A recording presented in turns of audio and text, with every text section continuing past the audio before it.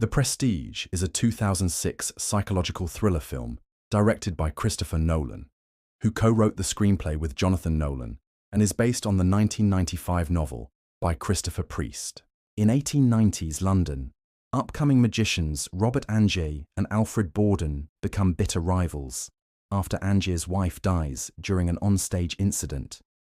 Borden, who was responsible for tying the knots in the water tank trick, claims to not know whether he tied a riskier type of knot that night, infuriating Angier. They go their separate ways, and Angier rehires the illusion engineer, John Cutter, to help with his act. Meanwhile, Borden hires a previously unknown engineer called Bernard Fallon. Angier and Borden take turns sabotaging each other as their feud escalates. Borden loses 2 fingers when Angier becomes a volunteer for his bullet catch trick and attempts to kill him. Angier loses his stage contract after Borden sabotages the opening night. Angier visits Borden's show again intending payback, but comes away surprised by Borden's debut of a new trick called the Transported Man, in which he appears to teleport. Angier is convinced the trick involves only one person, but recreates it for his act using a lookalike double, as suggested by Cutter. Despite his version being better received, Angier obsesses over Borden's secret. Borden exposes Angier's lookalike to the audience, further infuriating him. Angier cajoles his lover Olivia to work for Borden and spy on him, but this results in Olivia becoming Borden's mistress instead. Following supposed clues from Borden's stolen diary, Angier arrives at Colorado Springs to meet the scientist Nikola Tesla, himself engaged in a bitter rivalry with scientist Thomas Edison. Tesla builds Angier a machine that creates a clone of its subject, but warns against its use.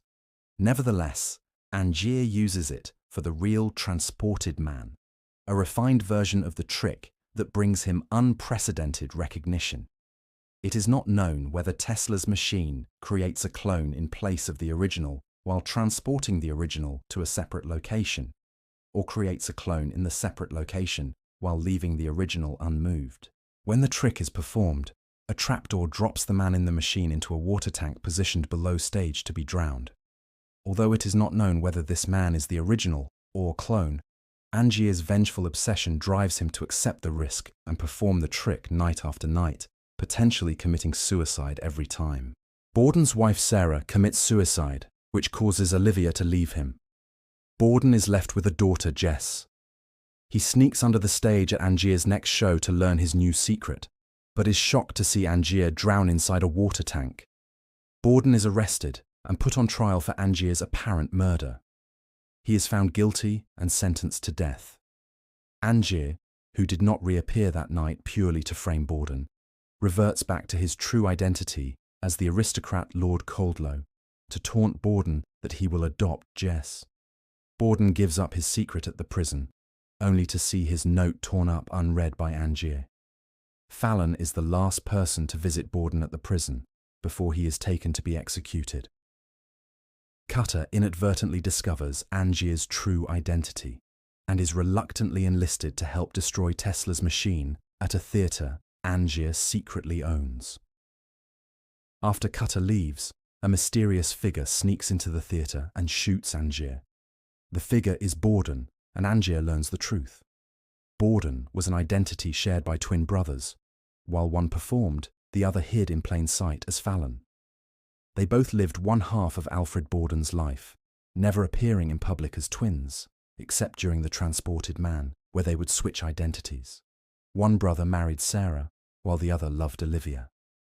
As he dies, Angier kicks an oil lamp, starting a fire in the theatre. At Borden's workshop, Cutter explains to Jess that the hardest and final part of any magic trick is the reappearance, also called the Prestige, where the magician brings back the object he made to vanish.